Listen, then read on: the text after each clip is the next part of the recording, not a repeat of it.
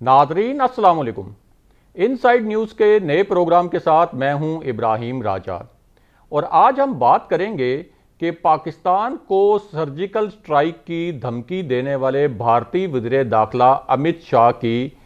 अहम telephone calls कैसे leak हुई। इसके साथ साथ आपको ये भी बताएंगे कि चीन ने लद्दाख में भारत की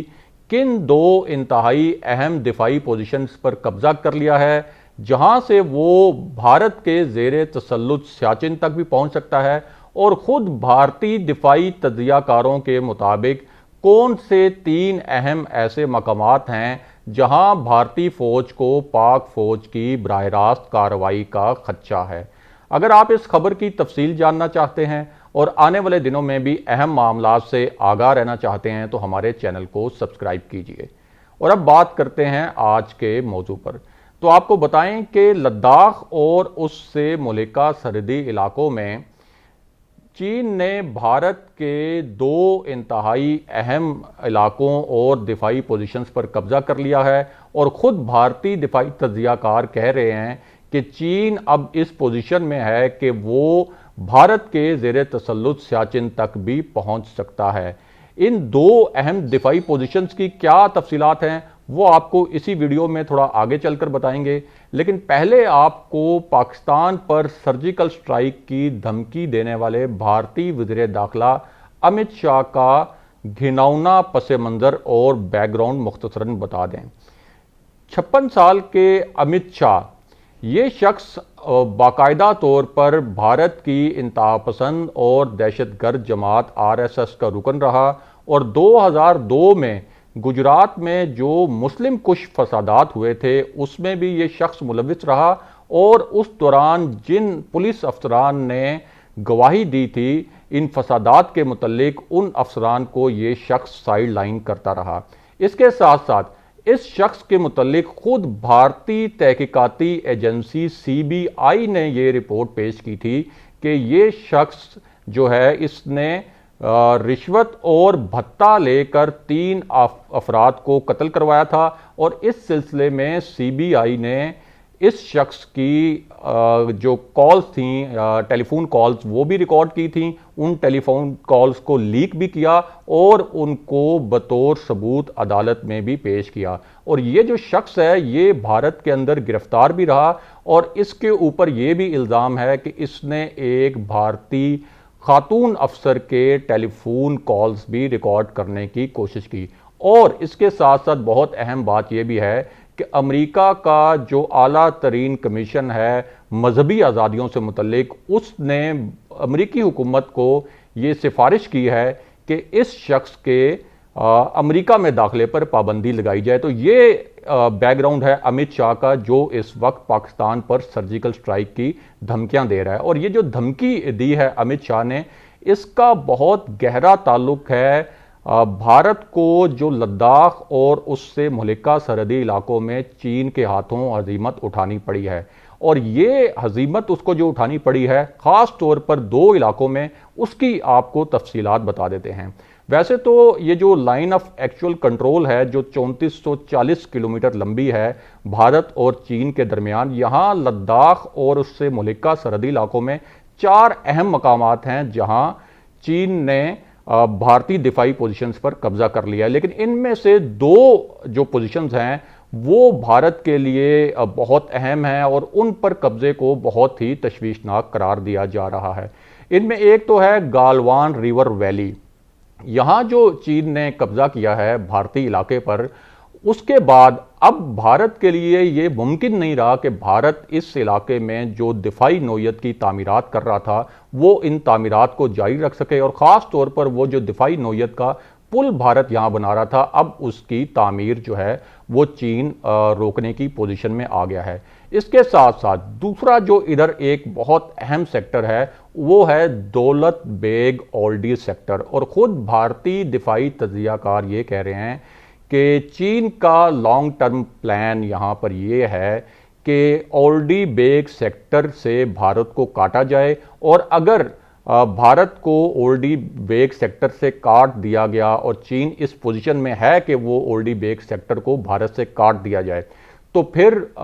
चीन इस पोजीशन में होगा कि वो यहाँ से सियाचिन के लिए, भारत के ज़ेरे तसल्लुत जो सियाचिन का इलाका है, वहाँ तक वो भारत की फौजी सप्लाई भी काट सकता है और ये बहुत तशवीशनाक बात होगी। इसके साथ साथ खुद भारतीय तज्जियाकार नक्शों की मदद से और चार्ट्स की मदद से ये बता रहे हैं कि अगर ओल्डी बेग सेक्टर को चीन ने काट दिया, जैसे कि उसका मंसूबा है और वहाँ वो अपनी पोजीशंस मुस्तहकम कर रहा है, तो चीन का लॉन्ग टर्म प्लान ये है कि यहाँ से एक ऐसा रास्ता निकाला जाए और एक ऐसी सड़क बनाई जाए जो कि तमाम मौसमों में जिसकी हालत ठीक रहे, और फिर तिब्बत को गिलगित बल्तिस्तान के साथ कनेक्ट किया जाए, यानी पाकिस्तान के साथ जो ज़मीनी राब्ता है चीन का, उसको मज़ीद बेहतर बनाया जाए। इसके साथ साथ जो भारतीय दिफाई तज्जियाकार हैं वो ये भी कह रहे हैं कि अगर चीन ने ये तनाज़ा थोड़ा सा बढ़ता है और सियाचिन के लिए भारत की जो फौजी सप्लाई है अगर चीन उसको काटता है, तो फिर इस बात का भारतीय दिफाई तज्जियाकारों के मुताबिक ये खदशा मौजूद है भारत को कि पाक फौज चीनी फौज के साथ मिलकर कम से कम 3 मकामात पर भारतीय फौज के खिलाफ बराह रास्त कार्रवाई कर सकती है। अब इस मामले पर जो मुज़ाकरात हुए हैं दोनों मुल्कों के दरमियान लेफ्टिनेंट जनरल्स के लेवल पर, उसकी ज़रा आपको तफसील बता दें कि भारतीय दिफाई तज्जियाकार अजय शुक्ला के मुताबिक इन मुज़ाकरात में चीनी जो साइड है और चीनी जो फौजी हुकाम हैं, उन्होंने गालवान वैली के मुतल्लिक तो बात करने से ही इनकार कर दिया है। यानी उन्होंने कहा है कि गालवान वादी पर जहां भारत का यह दावा है कि चीन ने कब्जा किया है, ये तो मामला मुज़ाकरात का हिस्सा ही नहीं बन सकता, और दुनिया के तमाम तज्जियाकार कह रहे हैं कि भारत के लिए, भारतीय फौज के लिए इससे शर्मनाक बात नहीं हो सकती कि जिस इलाके पर भारत के मुताबिक चीन ने कब्जा किया है, चीन उस पर मुज़ाकरात के लिए तैयार ही नहीं। और अजय शुक्ला जो भारत के मुमताज़ दिफाई तज्जियाकार हैं, वो ये कह रहे हैं कि अगर भारत ने इस तरह से सरेंडर करना था और अपनी सरजमीन चीनी हुकूमत के और चीनी आर्मी के हवाले करनी थी, तो फिर माउंटेन स्ट्राइक कोर जो भारत की है, यानी जो लाइन ऑफ एक्चुअल कंट्रोल को देखती है और लद्दाख और इससे मुलहिदा इलाकों को देखती है, उस पूरी कोर को ही ख़त्म कर देना चाहिए और इस पूरे इलाके से जो भारत ने वहाँ पे फौजी डिप्लॉय किए हुए हैं उनको वापस बुला लेना चाहिए, क्योंकि ये इतनी शर्मनाक किस्म की शिकस्त हुई है कि चीन जो है वो इस मामले पर बात करने के लिए ही तैयार नहीं है। और वो ये कह रहा है कि ये गालवान वैली जिसके ऊपर भारत कह रहा है कि हमारा इलाका है, ये तो इलाका हमारा ही है, यानी चीन ने उस पर कब्जा करके उसको अपना इलाका डिक्लेयर कर लिया है। और दूसरी जानिब राहुल गांधी जो भारतीय अपोजिशन के रहनुमा हैं, कांग्रेस के रहनुमा हैं, उन्होंने भी अब ट्वीट में ये कहा है कि चीन ने भारतीय सरजमीन पर कब्जा कर लिया है, लेकिन नरेंद्र मोदी कहीं छुपे बैठे हुए हैं और सीन से गायब हैं। अब उनके इस ट्वीट पर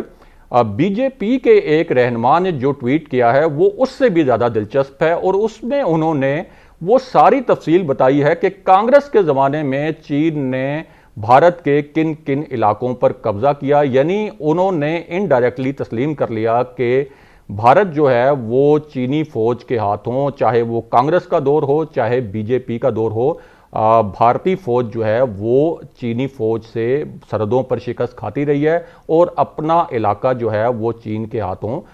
वो मुसलसल खो रही है। अब इस पूरे तनाजुर में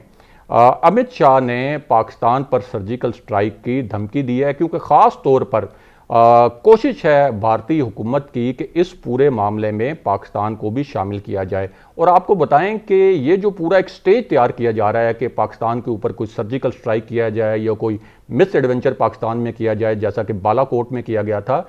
इसके मुतल्लिक ISI ने बहुत अहम मालूमात डिटेक्ट की थी। ISI के पास इसके मुतल्लिक बहुत हसास मालूमात थी। इसी वजह से प्राइम मिनिस्टर इमरान खान और आर्मी चीफ जनरल बाजवा ने सिर्फ चंद हफ्तों में 2 मरतबा ISI हेडक्वार्टर का दौरा किया, जहां DG ISI ने उन्हें इस पूरे मामले पर ब्रीफ किया। और ये बहुत गैर मामूली बात थी और ये बहुत गैर मामूली ब्रीफिंग्स थी। और अब ये जो अमित शाह ने इजहार किया है कि पाकिस्तान के ऊपर जो है वो दोबारा कोई सर्जिकल स्ट्राइक इंडिया कर सकता है, तो इस बारे में पहले से पाकिस्तान के पास हसास मालूमात मौजूद हैं। और पाकिस्तान के जो अहम ज़राए हैं हल्कों के, उनका ये कहना है कि अगर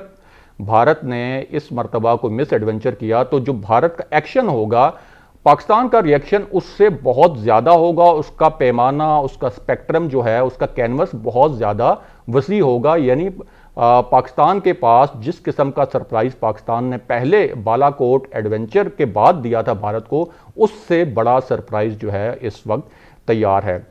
अब सवाल ये पैदा होता है कि नरेंद्र मोदी एक ऐसे हालात में जब पूरी दुनिया को कोरोना का चैलेंज दरपेश है, इस किस्म के एडवेंचर करने की कोशिश क्यों कर रहे हैं। तो उसकी जो वजूहात हैं वो ये हैं कि एक तो चीन के हाथों भारत को जो लद्दाख में हजीमत उठानी पड़ी है, भारतीय फौज को भी, भारतीय हुकूमत को भी। दूसरा, नेपाल में जो भारत ने दरअंदाजी की, और नेपाल के साथ तारीखी तौर पर भारत के बहुत अच्छे और दोस्ताना ताल्लुकात रहे हैं, लेकिन अब नेपाल ने भी भारत की मजम्मत भी की है और उसको आंखें भी दिखाई हैं। इसी तरह अफगानिस्तान में पाकिस्तान ने अमेरिका और अफगान तालिबान के दरमियान अमन मुआहिदा करवाने में बहुत अहम किरदार अदा किया, जिसके बाद भारत का अफगानिस्तान से भी रोल ख़त्म हो गया है। और इसके साथ साथ नरेंद्र मोदी की जो इंतहा पसंदाना पॉलिसियां हैं और जो अकलियतों के खिलाफ पॉलिसियां हैं, उस पर जो भारत के अंदर आवाज़ उठ रही है और जो इंटरनेशनल फोरम्स पे तनकीद हो रही है, उससे तवज्जो हटाने के लिए, और भारत की जो मईशत इस वक्त डूब रही है, तो इन तमाम मामला से तवज्जो हटाने के लिए अब इस किस्म के बयानात दिए जा रहे हैं ताकि अपने अवाम की तवज्जो इस जंगी जुनून पर मरकूज की जा सके और एक उनमें एक इश्तियाल पैदा किया जा सके, ताकि ये जो उनको हजीमत उठानी पड़ी है लद्दाख और इससे मुल्का इलाकों में चीन के हाथों, और जो उन पर अंदरूनी और बैरूनी तनकीद हो रही है, इस तनकीद का रुख जो है वो थोड़ा सा मोड़ा जा सके और कोई और टॉपिक जो है वो आम डिस्कशन में आए और चैनल्स की जीनत भी बने, ताकि ये जो दीगर मामलात हैं जो नरेंद्र मोदी, उनकी हुकूमत और उनकी मिलिट्री के लिए शर्मिंदगी का बायस बने हैं, वो ज़्यादा डिस्कस ना हों। तो ये है तनाजुर अमित शाह की पाकिस्तान को धमकियां देने का। नाज़रीन, आज के प्रोग्राम में हमने आपके साथ जो खबर शेयर की, आज हमने आपके सामने जो तज्जिया पेश किया, इसके मुतल्लिक कमेंट कीजिए, इसके मुतल्लिक फीडबैक दीजिए, और अगर आप आने वाले दिनों में भी अहम मामलात से आगाह रहना चाहते हैं तो हमारे चैनल को सब्सक्राइब कीजिए। अगले प्रोग्राम तक के लिए खुदा हाफिज़।